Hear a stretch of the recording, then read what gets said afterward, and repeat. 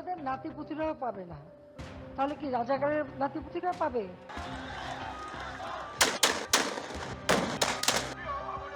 ইতিহাস লেখা হয় রক্ত দিয়ে, আর 2024 সালের জুলাইতে সেই ইতিহাস লেখা হয়েছিল সরকার নিয়ন্ত্রিত ইন্টারনেটের নিষেধাজ্ঞা পেরিয়ে ভিপিএনের মাধ্যমে। কোটা বাতিলের দাবিতে রাজপথে নামেন সাধারণ ছাত্ররা। দাবি ন্যায় বিচার আর ন্যায় অধিকারের। সেই দাবিতে সাড়া দেয় না সরকার, উল্টো পুলিশের লাঠি, র্যাবের হুমকি ধামকি চলতে থাকে। শেষ অস্ত্র ইন্টারনেট বন্ধ। আমরা ইন্টারনেট বন্ধ করতে বাধ্য হই। 4G আমরা কিছুটা কমিয়ে 2G-তে নিয়ে আসলাম। কেন নিয়ে আসলাম? কখনো ইন্টারনেট শাটডাউন হয়নি। তৎকালীন আইসিটি প্রতিমন্ত্রী জুনায়েদ আহমেদ পলক বলেন, ইন্টারনেট নিজেরাই বন্ধ করেছি দেশের স্বার্থে, কিন্তু কয়েক ঘন্টার মধ্যেই বক্তব্য ইউটার্ন। না, পানি ঢুকে গেছে তাই বন্ধ। আমরা ইন্টারনেট সারা দেশে বন্ধ করিনি, ইন্টারনেট বন্ধ হয়ে গেছে। আর তখনই ইতিহাসে ঢুকে পড়ে এক নতুন নাম ভিপিএন। ফেসবুক বন্ধ, সমস্যা নেই, টেলিগ্রাম আছে, ইউটিউব বন্ধ। তখন দেশের রাস্তায় আগুন আর ভার্চুয়াল দুনিয়া জ্বলে ওঠে। স্টোরি, পোস্ট আর লাইভ সবই ভিপিএনের ছায়া। সৃষ্টি হলো এক নতুন সংস্কৃতি, ভিপিএনের জনতা। কিন্তু তাতেও সরকারের মনোভাব বদলায়নি। ডিজিটাল নিরাপত্তা আইনে জুজু দেখিয়ে সার্ভার ব্লক করে অ্যাক্টিভিস্টদের তুলে নিয়ে দেখানো হয় ভয়ভীতি। 2024 সালে 5ই আগস্ট, যার নাম দেওয়া হলো 36 জুলাই, পতন হয় শেখ হাসিনা সরকারের। আন্দোলনকে জনবিচ্ছিন্ন করে দেওয়া বা মানুষের তথ্য আদান প্রদান করা বা মানুষের সোশ্যাল প্ল্যাটফর্মগুলোতে একত্রিত হওয়ার যে প্রসঙ্গ ধরে সরকার যে ইন্টারনেট বন্ধ করে দিয়েছিল নানা ঠুনকো অজুহাতে অথবা অযৌক্তিক কারণ দেখিয়ে, এটি আইনের ব্যত্যয় তারা করেছেন। ছাত্র জনতার ন্যায় অধিকার আদায়ে আন্দোলন যে কোনোভাবেই প্রতিহত করা যায় না 2024 জুলাইয়ের গণ অভ্যুত্থানে ইতিহাস গড়ে তারই প্রমাণ দিয়েছে। Ariful Islam, DBC news, Dhaka.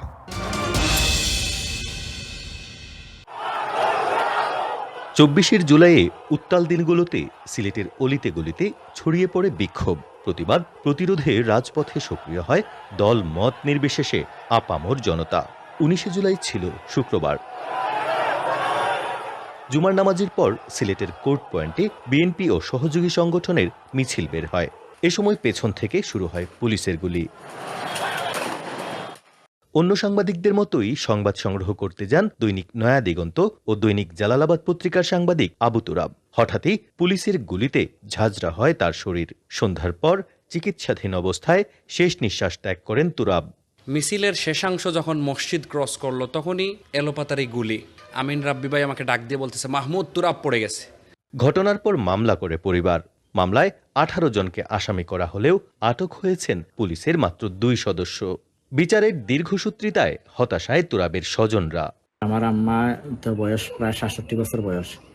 তানোর জীবন দশায় যেন তানোর ছেলের যেন যেন যেন রায়টা যেন উনি দেখে দিতে পারেন। আশা করছি যখন আন্তর্জাতিক অপরাধ ট্রাইব্যুনালে মামলাটা স্থানান্তর হয়েছে, সুষ্ঠু সুন্দর একটা রেজাল্ট ইনশাল্লাহ পাবো আমরা। হত্যাকাণ্ডে ক্ষুব্ধ ও বিস্মিত সিলেটের সাংবাদিক সমাজ। জড়িতদের দৃষ্টান্তমূলক শাস্তির দাবি সবার। এবং বাংলাদেশে তো দ্রুত বিচার ট্রাইব্যুনাল নামে একটা ট্রাইব্যুনাল আছে। আমরা মনে করি যেহেতু এটা 1 বছর হয়ে যাচ্ছে, 1 বছর কম সময় নয়, আমরা মনে করি সেটার দ্রুততর বিচার হওয়া উচিত।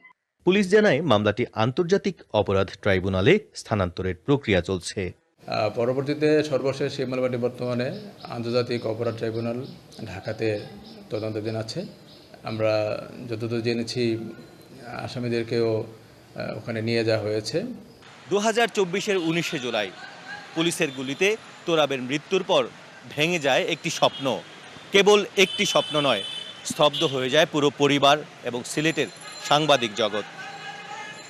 তার মা এখন শয্যাশায়ী। তার শেষ ইচ্ছা, তোরাবের হত্যার ন্যায় বিচার পেয়ে তিনি শেষ নিঃশ্বাস ত্যাগ করবেন। প্রত্যুষ Talukdar, DBC news, Sylhet. Dengue রোগী বেড়েই চলেছে উপকূলের জেলাগুলোতে।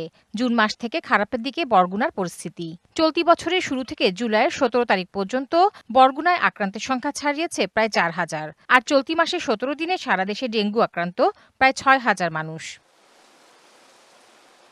বিশেষজ্ঞরা বলছেন, জলবায়ু পরিবর্তন দেশে ডেঙ্গুর বিস্তারে বড় ভূমিকা রাখছে। জলাবদ্ধতা, বন্যা ও তাপমাত্রা বৃদ্ধি ডেঙ্গু ছাড়াও ম্যালেরিয়া, চিকুনগুনিয়া সহ অন্যান্য মশাবাহিত রোগের বিস্তারের জন্য আরও অনুকূল হয়ে উঠছে। সাথে রয়েছে অপরিকল্পিত নগরায়নের প্রভাব। জলবায়ু পরিবর্তনের প্রভাব অনেক দেশে থাকলেও তারা কিন্তু এটিকে অ্যাডাপ্টেশন করে নিয়েছে, এটিকে মিটিগেশন করে নিয়েছে। এডিস মশার আচরণ বুঝে, জলবায়ু পরিবর্তন বুঝেই আমাদেরকে সমন্বিত মশক ব্যবস্থাপনার বিজ্ঞানভিত্তিক প্রয়োগটি ঘটাতে হবে। আবার অপরিকল্পিত নগরায়নের একটি প্রভাব আছে। এডিস মশার জন্য প্রচুর প্রজননস্থল আমরা তৈরি করছি ক্যান ফুড, প্যাকেট ফুডের মাধ্যমে। আগামী ৩০ থেকে ৪০ বছর ডেঙ্গুর প্রকোপ থাকবে, এমনটা ধরে নিয়েই শহরের পাশাপাশি গ্রামে ডেঙ্গু নিয়ন্ত্রণে জোর দিতে হবে, এমনটা বলছেন বিশেষজ্ঞরা। খুব জোর দেওয়া দরকার যে গ্রামে আমরা যেন এডিস মশা নিয়ন্ত্রণে ব্যবস্থা গ্রহণ করতে শুরু করি। আগামী ৩০-৪০ বছর হয়তোবা গ্রামে গ্রামে এই ডেঙ্গু হতেই থাকবে। এবং আরও একটা সমস্যার দিক, সেটা হলো ডেঙ্গু শনাক্তকরণ এবং চিকিৎসা। এটা আমাদের মফস্বল শহরগুলোতে খুবই অপ্রতুল। দ্রুত শনাক্ত না হলে এটা জটিলতা বাড়ে এবং মৃত্যুর ঝুঁকি বেড়ে যায়। অন্যান্য দেশ থেকে অভিজ্ঞতা অর্জনের মাধ্যমে ডেঙ্গু নিয়ন্ত্রণে পরিকল্পনা নেওয়ারও পরামর্শ এই বিশেষজ্ঞের। কোন কোন ওয়ার্ডগুলো বেশি ঝুঁকিপূর্ণ? Tahsina Jessy, DBC news, Dhaka. ১৯৮৩ সালে প্রতিষ্ঠিত ৫০ শয্যার ঝালকাঠি সদর হাসপাতালকে ২০০৩ সালে উন্নীত করা হয় ১০০ শয্যায়। এরপর ২০১৮ সালে প্রায় ৭০ কোটি টাকা ব্যয় শুরু হয় ২৫০ শয্যায় ৯ তলা বিশিষ্ট নতুন ভবনের নির্মাণ কাজ। প্রকল্প অনুযায়ী ১.৫ বছরে কাজ শেষ হওয়ার কথা থাকলেও ৭ বছরে তা শেষ হয়নি। তবু ২০২৩ সালের অক্টোবর মাসে ভবনটি তড়িঘড়ি করে উদ্বোধন করেন তৎকালীন সংসদ সদস্য। নির্মাণকারী প্রতিষ্ঠান ভবনটি হস্তান্তরের জন্য চিঠি দিলেও এখনও তা গ্রহণ করেনি হাসপাতাল কর্তৃপক্ষ। ফলে জটিল রোগে আক্রান্তদের এখনও ছুটতে হচ্ছে বিভাগীয় শহর বরিশালে। সিরিয়াল দিয়ে অনেক টাইম দাঁড়িয়ে তারপর টিকিট কাটা লাগে, তারপর ডাক্তার ঠিকমতো পাওয়া যাচ্ছে না। ২৫০ বেডের যে হাসপাতাল, সেই সেবাটা আমরা পাচ্ছি না। পুরনো সেই হাসপাতালে এখনও ওই ধর্না ধরা লাগতেছে। সমস্যা হলে আমাদের বরিশাল ট্রান্সফার করে, একটু সমস্যা হলে বরিশাল ট্রান্সফার। তাদের আর কোনো কাজ নাই, তাদের কলমের একটা খোঁজা, কিন্তু একটা রোগী বরিশাল নিতেছে কত সমস্যা, তা আমরা বুঝি। এদিকে হাসপাতাল কর্তৃপক্ষ জানায় ভবনটি চালু করতে হলে প্রয়োজনীয় জনবল এবং চিকিৎসা সরঞ্জামের বরাদ্দ এখনো আসেনি। ২:৩০টার পরে জরুরি বিভাগে কর্তব্যরত মেডিকেল অফিসার এবং আবাসিক মেডিকেল অফিসার ছাড়া অন্য কোনো মেডিকেল অফিসার না থাকায় ভর্তি রোগীরা থাকেন, প্রত্যেক দিনই প্রায় ১০০ বা তদূর্ধ্ব রোগী থাকেন, তাদের আসলে পরিপূর্ণ সেবা দেওয়া সম্ভব হয় না। লোকগুলোর জন্য আমরা অলরেডি একাধিকবার লিখেছি এবং লিফটের জন্য আমরা লিখেছি। যদি লিফট যত তাড়াতাড়ি চালু হবে তত তাড়াতাড়ি ইনশাল্লাহ আমরা এই হসপিটাল চালু করতে পারবো। ঝালকাঠির ২৫০ শয্যা বিশিষ্ট হাসপাতালে চিকিৎসা পাওয়ার আশায় তাকিয়ে জেলার ৮ লাখ মানুষ। DBC news desk.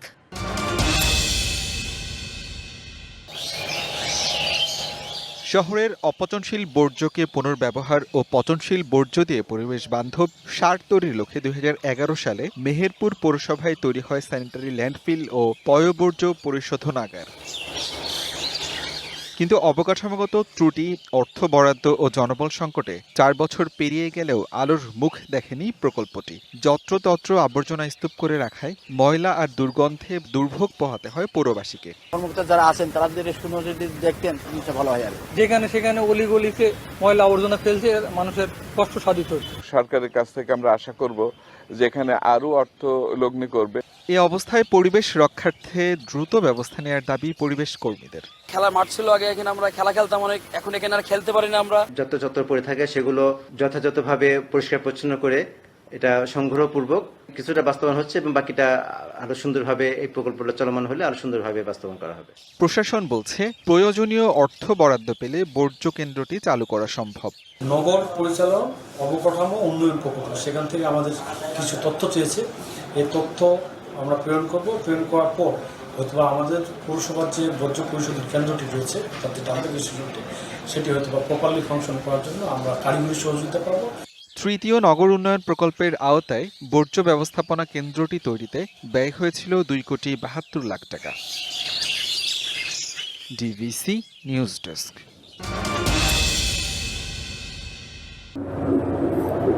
সেতুর অভাবে যাতায়াতে চরম দুর্ভোগ পোহাতে হয় কিশোরগঞ্জের হাওরবাসীকে। নৌকায় করে নদী পার হয়ে যেতে হয় সদরে।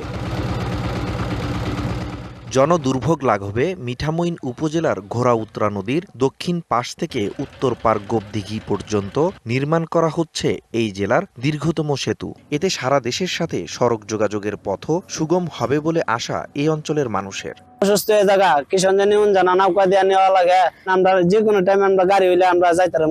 ব্রিজটা হইলে আমাদের অনেক সুবিধা, না তার কারণে অনেক অসুবিধা। ধান চাল গাড়ি ফ্রি বাড়ি দেবো না, জমি জমা করতে সুবিধা, সব দিক দিয়ে আমাদের সুবিধা।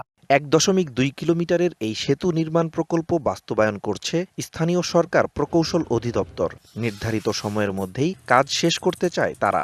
আমরা চাইতেছি খুব দ্রুত ব্রিজটা উঠেই ফেলাইতে, pier cap, pile cap, everything খুব দ্রুত গতিতে আমরা কাজ চালাইতেছি এবং এখানে আমাদের প্রত্যেকটা কাজ চলতেছে। আমরা ইতিমধ্যে প্রায় 35% কাজের অগ্রগতি করে ফেলেছি। আমরা আশা করব নির্দিষ্ট সময়ের মধ্যেই হয়তো ব্রিজটি সম্পূর্ণ করে জনগণের জন্য খুলে দিতে পারবো। প্রায় 146 কোটি টাকার এই প্রকল্পের কাজ শুরু হয় 2022 সালের 11 নভেম্বর, শেষ হওয়ার কথা চলতি বছরের 16 নভেম্বর।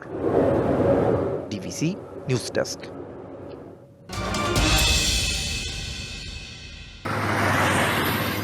খুলনা হয়ে মোংলা বন্দরের মধ্যে সংযোগ স্থাপনকারী মহাসড়কে অতিরিক্ত পণ্য বোঝাই যানবাহন চলাচল ঠেকাতে 2022 সালে 1,63,00,000 টাকা ব্যয়ে স্থাপন করা হয় একটি ওয়েস্কেল বা ওজন নিয়ন্ত্রণ কেন্দ্র।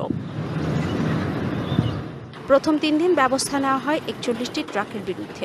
এতে ক্ষিপ্ত হন ট্যাঙ্ক লরি ও ট্রাক্টর মালিক সমিতির নেতা ও ট্রাক মালিকরা। ওই বছরের 19 মার্চ কর্মচারীদের ওপর চালানো হয় হামলা, বন্ধ করে দেওয়া হয় ওজন নিয়ন্ত্রণ কেন্দ্রটি। ওই দিন থেকে থেমে আছে ওয়েস্কেলের কার্যক্রম। মোটরসাইকেল ইঞ্জিনিয়ার সহ প্রায় 150 লোক ওখানে মাইক্রো, তারপর প্রাইভেট নিয়ে স্কেলে তারা এখানে হামলা করে। অবশ্য মালিক সমিতির নেতারা বলছেন তারা ওয়েস্কেল চালুর পক্ষে, তবে তা একযোগে চালু হবে দেশের সব মহাসড়কে। শুধু আমার এই মোকামে চালু করবেন এই বেল্টে, আর অন্য মোকামে চলবে 20 টন, তাহলে আমার মোকামটা মারি হয়ে যাবে। আপনারা চালু করেন একযোগে, একদিন সারা বাংলাদেশ চালু করেন, আমরাও তার পক্ষে আছি। আর তাই যদি না করেন, শুধু আমাদের এটা করতে দেব না। এদিকে অতিরিক্ত পণ্য বোঝাই যানবাহনের চাপে খানাখন্দ দেখা দেয়, যান চলাচলের অনুপযোগী হয়ে পড়েছে মহাসড়কটি। রাস্তাটা তো যে ক্ষতি হচ্ছে বলার মতন না। এখানে 10 টাকার একটা ট্রাক উল্টে গেছে, 10 টাকা বালির গাড়ি যায়, সব বিবাদ হচ্ছে বেশি। তাতে এই ধুলো বালি বর্তমান সরকার দেখছে না এগুলা। গুরুত্বপূর্ণ মহাসড়কটি টিকিয়ে রাখতে বন্ধ ওয়েস্কেলটি চালুর বিকল্প দেখছেন না উপবিভাগীয় প্রকৌশলী। এই ওয়েস্কেলটা বন্ধ রাখা হয়, এখনো বন্ধ আছে, কিন্তু এটা আসলে চালু করা খুবই প্রয়োজন। তা না হলে এই রাস্তা আসলে টিকিয়ে রাখা খুবই অসম্ভব হয়ে পড়বে। সড়ক ও জনপদ বিভাগের তথ্য অনুযায়ী যশোর খুলনা মহাসড়কের ধারণ ক্ষমতা 24 থেকে 27 টন, অথচ 55 থেকে 65 টন পণ্য নিয়ে নিয়মিত অবাধে চলাচল করছে 10 চাকার ট্রাক। DBC news desk.